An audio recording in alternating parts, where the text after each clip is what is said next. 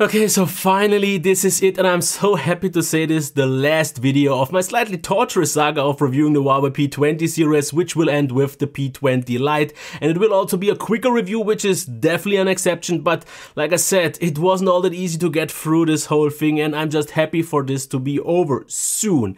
But as a TLDR, not really. It's not a bad phone at all, but it's also just not really good, especially considering the price. Once that is noticeably lower, maybe. So let's see about it. Now I can already tell you that I don't have an issue at all with the design and build quality, because it feels still very good. Obviously it's not quite on the same level as the P20 and P20 Pro, but it is very nicely done, because obviously the buttons have a nice tactile feedback. They are great in terms of reach. We have the notch.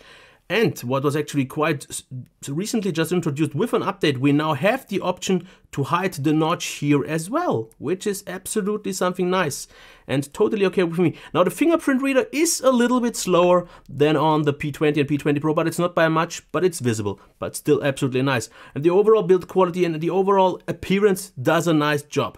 It's just noticeable that it's not a flagship, which obviously isn't, since it's a light phone, and that is no complaint at all.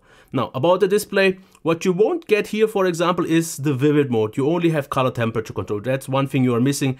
And even though this display isn't quite on the level of the P20, it's so close that I will actually give it the same rating, because in terms of brightness, it's also about the same with about 450 lux. Now we have the option to hide it, and you don't really notice the notch that much, and the rest is pretty much the same.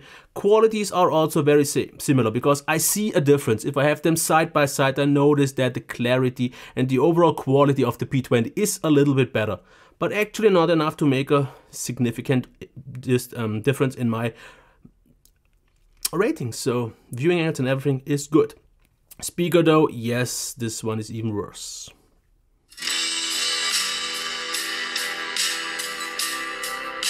I guess that is good enough, because I only gave the P20 already 3.5 stars, but this is 3 stars at best, because the volume is noticeably lower, it is stored way earlier, and it sounds even thinner than the P20 already managed to do, so I am not happy with that. The one difference though is we have the headphone jack included, but it's not really any better, so it's ever so slightly below average, not really loud, and the quality isn't all that great.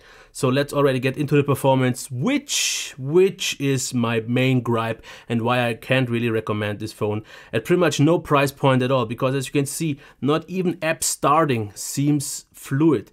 Everything feels slow, everything feels delayed, everything feels stuttery, and this performance is really bad. And when I give it 3 stars, I think that's already actually quite good, because I showed this to my brother and I said to him, look, nothing really runs smooth, and it's not even showing pictures right now, and it stutters pretty much all the time. It's so slow. And he said, hey, my 4-year-old OnePlus One runs better than this. This is so laggy, and once you have actually apps running, cached, and not just deleted all the ones, you will notice of how slow this phone feels and how laggy, and it's such a terrible experience.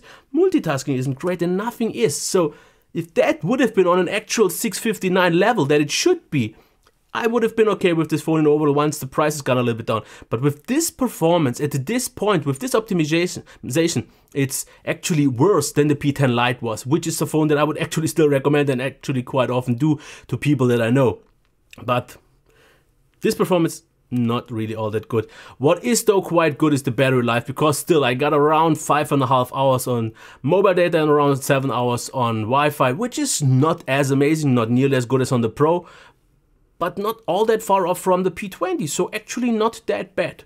Software, I'm not even gonna go into that. It's the same software pretty much. There are no real differences to be talked about. And in terms of the camera software, obviously as well, okay, we don't have quite the same features with the night mode, but let's check the qualities, because this is something that I actually want to show this time, because obviously this doesn't look all that good, but that's because it's just too close to be in focus, since we don't have autofocus on the front cam. But otherwise, I have to say the front cam almost in some situations makes better photos than the P20 Pro and normal one does, because we have a little bit more contrast and the colors seem nicer, and bokeh mode also works pretty much just about as good. And now with my even lesser hair compared to this one here, the bokeh mode should work even better. So I would say the front facing camera is pretty much on the same level, in some ways actually better than on the Pro series.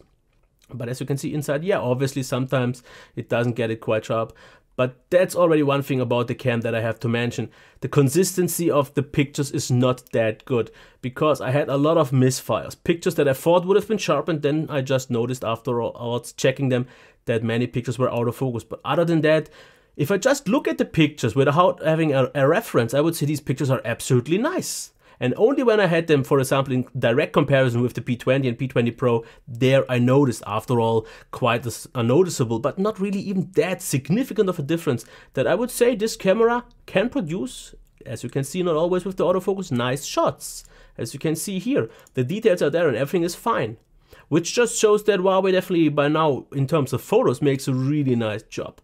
Obviously, still, compared to the Pro, which has the best cam, according to many people on the market, this is, for its price range, actually still quite good, and I'm totally happy with that. So, let's get into the low light real quick, just to show that. That is actually also not that bad, because as you can see, not a whole lot of grain, quite okay sharpness, so yep. Now, video. Now, one main issue is 1080p is the limit. No 4K, no 60 frames, and this by these days, even for this price range, is subpar. So video qualities aren't bad for what they are, but they are just a little bit dated by now with the resolution and everything else. No proper stabilization. So here there is quite a lot to change, but after all, the quality isn't that bad, so okay. Now, front-facing video is actually quite good. The sound quality of the microphone was also decent. Same as for the call quality, for example, and reception, just in case you care. But yeah, yep. So let's get into the rating, and let me just tell you already why I can't really recommend it. Not for the $350 it costs right now, or let's say $330, but not even for a lower price. It's not the display. It's not the design. It's not even the speaker that isn't really good. It's definitely not the battery life, which is actually quite solid. The camera, pretty much mostly, I guess you know it, the performance. This is noticeably subpar. This is not on average. You can get a phone for about, I would say, 100, 150 euros that will perform just as good and actually maybe even more consistent, more smooth. I have no idea what they kind of did here in terms of optimization. Because yeah, I know that the 659, the Kirin, isn't the best chip out there, but I know it can perform a lot better. And I'm not quite sure what this year is actually going on with Huawei in terms of optimization, because it wasn't great last year. But P20 and P20 Pro already showed that they don't use their chips to full potential, and this is the best example. So if you think this performance is good enough, because I've actually gotten comments from people who say it runs really, really nice, I'm super happy. And this is just from someone, and I don't want to sound arrogant, but from someone who doesn't have the experience, from someone who doesn't have the comparison. I've used all other competitors, also cheaper ones, and I'm not comparing this even to 350 euro phones or something like that. I'm going way more down in the price range level, and there you can still find better ones. So if they would fix the performance and the price goes down to 250 at least, or 200, then we can talk. But other than that, I would say if you want something like that, just go for the Mate 10 Lite, or go even better for maybe, especially in this size range, for the P10 Lite, because that is a phone that I know I have recommended to a few people that have it, that are very happy with it, because it runs better, it has even a nicer display and speaker and such things. So overall, why pay almost twice the price of what a P10 Lite costs now, unless you maybe want the notch and the 2x1 design? Which is not quite 2x1 anymore, but it doesn't matter. So, performance. That's the main killer. And the rest of the qualities isn't really amazing or something to brag about anyways, especially for this price. So, not really. And that's where I'm gonna end it. Until next time. Bye.